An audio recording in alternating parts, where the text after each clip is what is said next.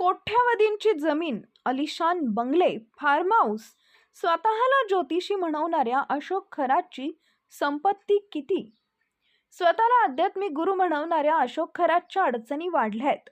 बलात्काराच्या आरोपानंतर पोलिसांनी त्याच्या विरोधात गुन्हा दाखल केला असून तपास जसं जसं पुढे सरकत आहे तसं तसं धक्कादायक तपशील समोर येत आहेत.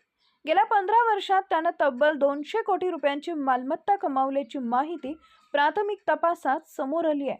पोलीस सध्या या प्रचंड संपत्तीचा स्रोत शोधत आहेत.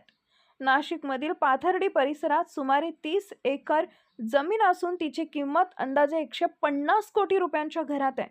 याशिवाय कहांडळवाडी आणि मिरगाव भागात जवळपास 45 एकर जमीन, कर्मवीर नगरमधील आलिशान बंगला तसेच पाथर्डी आणि गवळाणी शिवारात कुटुंबियांच्या नावावर घेतलेल्या जमिनीही त्याच्या मालमत्तेत समाविष्ट असल्याचं समोर आलंय. मिरगावमध्ये मंदिराच्या मागे असलेल्या भव्य फार्म हाऊसची किंमत 10 कोटी रुपयांपेक्षा जास्त असल्याचं सांगितलं जात आहे. कॅनडा कॉर्नर परिसरात त्याचे कार्यालय असून त्याची किंमत सुमारे 1 कोटी रुपये असल्याची माहिती आहे. याशिवाय ओझर विमानतळाजवळ आणि इतर भागांमध्येही कोट्यावधी रुपयांची जमीन असल्याचा संशय तपासात व्यक्त केला जातोय.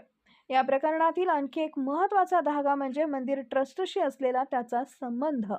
अशोक खरात हा ईशानेश्वर मंदिर ट्रस्टशी संबंधित असल्याचं समोर आलं असून या ट्रस्टची वार्षिक उलाढाल सुमारे 2 कोटी रुपये असल्याचं सांगितलं जात आहे.